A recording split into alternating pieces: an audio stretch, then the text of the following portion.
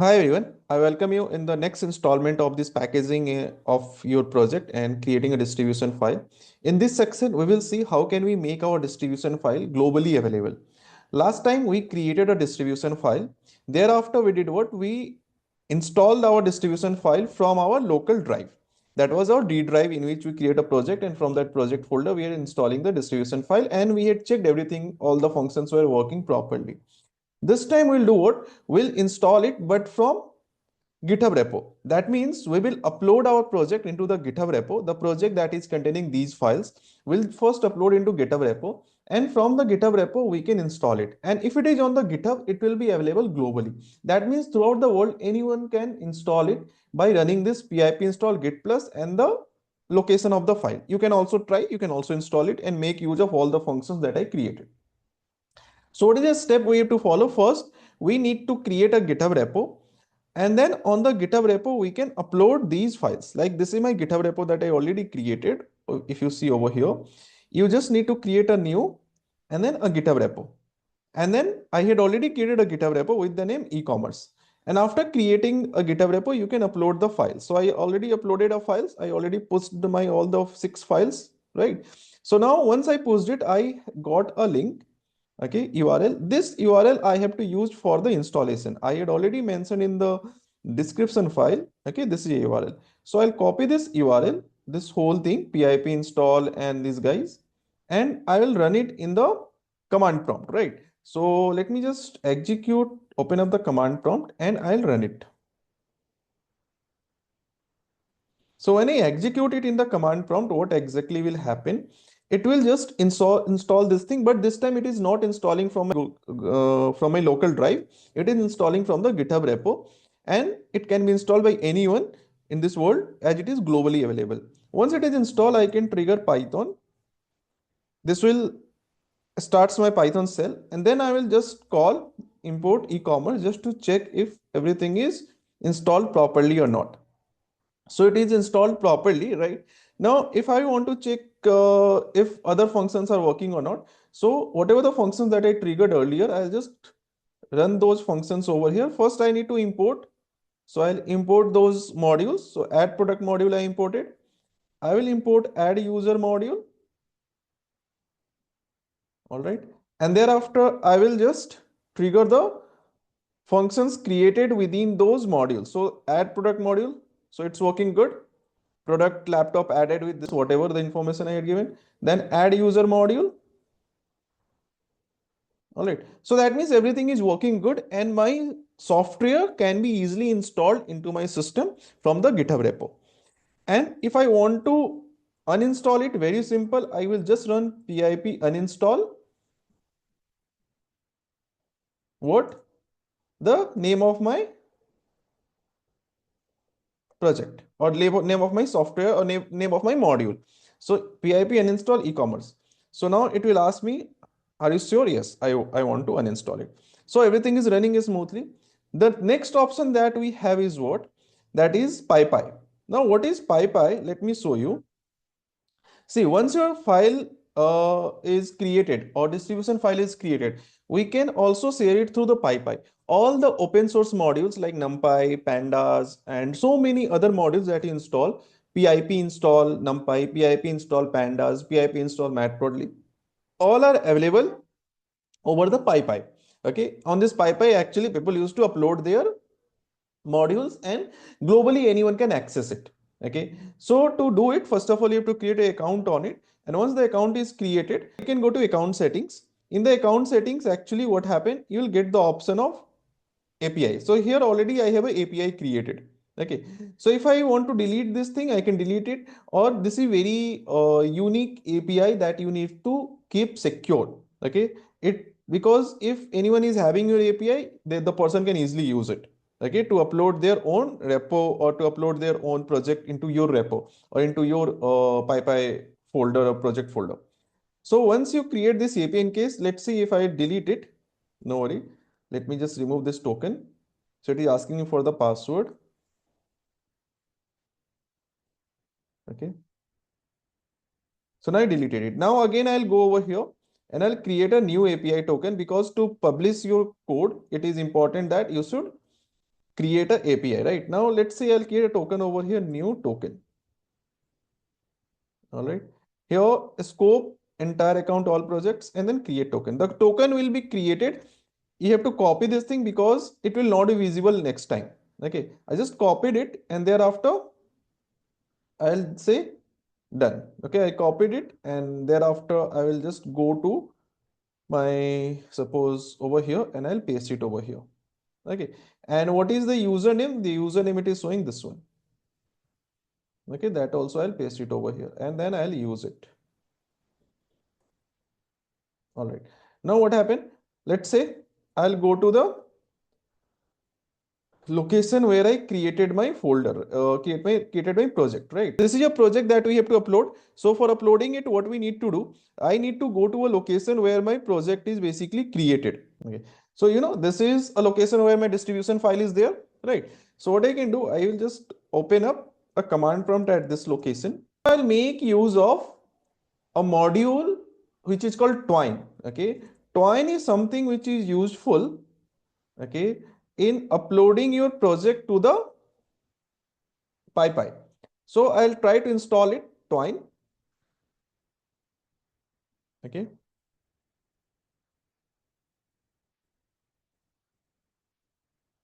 So it will take some time for the installation.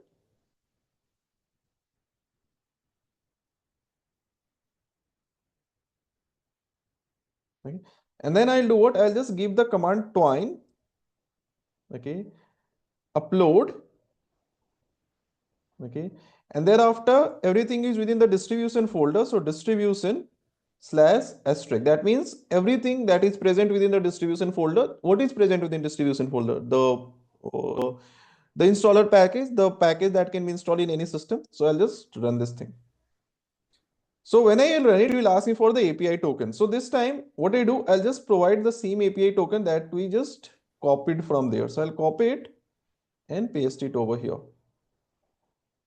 Okay. And then enter. And then it is saying that HTTP error 400 request from this one, the name e-commerce agent allowed.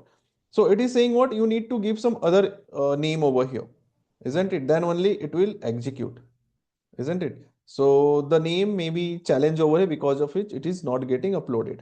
So let's change the name and then again try this thing.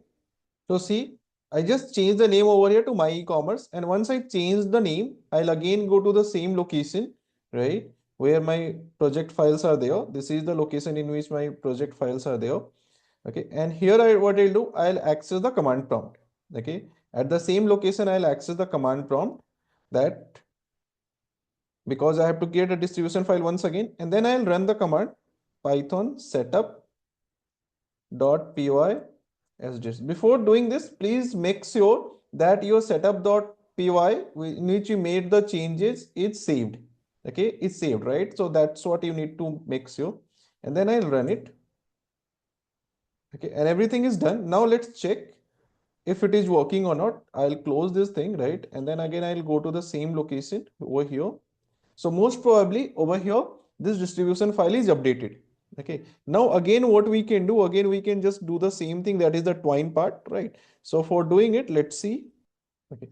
So you can see we are at the same location and then we changed it. So again, I'll use twine dist upload. Again, it is asking me for the API key. I'll just paste the API key that I had copied.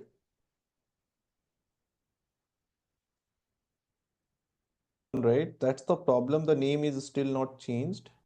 All right. So why it was not changed? It was not changed because you can see we have two files. This is the next new one. This is the older one, right? So I need to delete the older one first. So I deleted the older one, and then again I'll go to my same thing, that is our command prompt, and try to execute it. Again, it is asking you for the API token. No worry, let's provide the API token once again. So you can see the challenge that we face.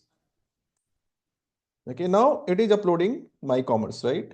My e-commerce. Now things are done. Now it is available at the PyPI. Okay, if I'll go to my PyPI project folder, let's see. I'll show you. This is the PyPI. Okay, in the PyPI, if I'll go to the project, your project, you can see my e-commerce, right? Now, if I click over your view, okay, anyone can install this thing through this particular link. If you want to use it, you can just click over here and can install it. Okay. So for example, let me just copy this link, right? And I will try to install into my system, right? So for that, what I do, first I'll start the command prompt.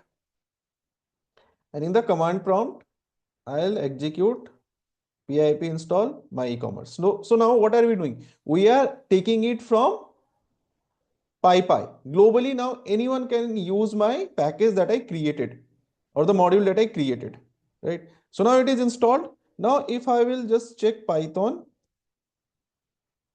okay, I'll check import my e-commerce.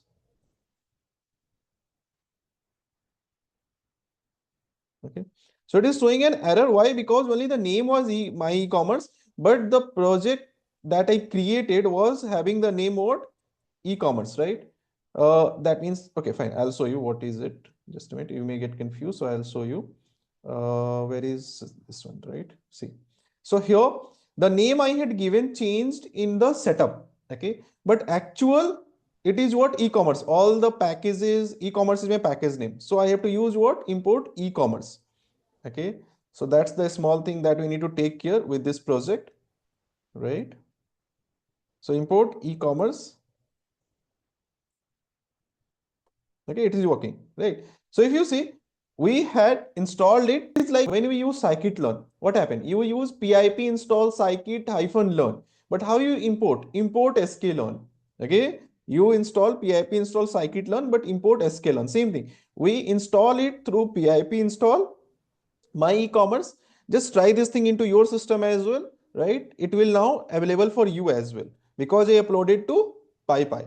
So pip install my e-commerce. Once you install it, you can import my import e-commerce. Thereafter, whatever the functions that you have used, all those functions now you can use it over here. For example, from e-commerce.product.manager, let me just use it. Working. Same way, let's try to use the other thing, that is your add user was there, isn't it? And then I can just trigger the add product function. Working. And thereafter I can do the add user function.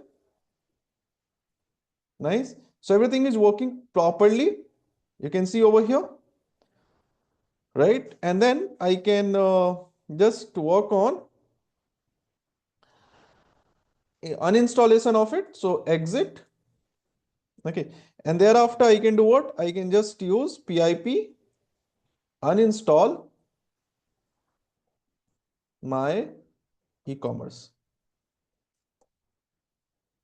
Okay, so let's see if it is getting uninstalled.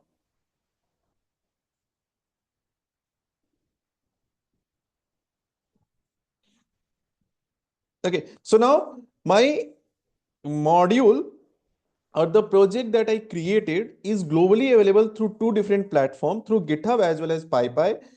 PyPI stands for Python installer, Python package index. That is an online platform in which all the packages that we create, you can publish and anyone can install it. Or you can use GitHub, and through GitHub also anyone can install it. So next time when you have to make any changes, you can make the changes through setup.py. You can just make the change in the version or something like that. Like suppose if you have to change the version, you can just change the version from here, right? Over here, setup.py, you can change the version, you can change anything, any change in your project file, just change, again run setup.py by using Python setup.py sdist. Okay, so it will create a distribution file again of your updated project. You can just make the changes in the documentation, that is readme.md, and then after you can just, this will help us in kind of creating a project file which is globally accessible, and also helps us in CI/CD integration that we will see later on, continuous integration, continuous development. So that automates the upload using tools like GitHub, and like whatever the changes that you are doing, automatically it will be uploaded to the server from where user can easily access or your team can easily use it. So that's the thing that we had seen. How can we create the package?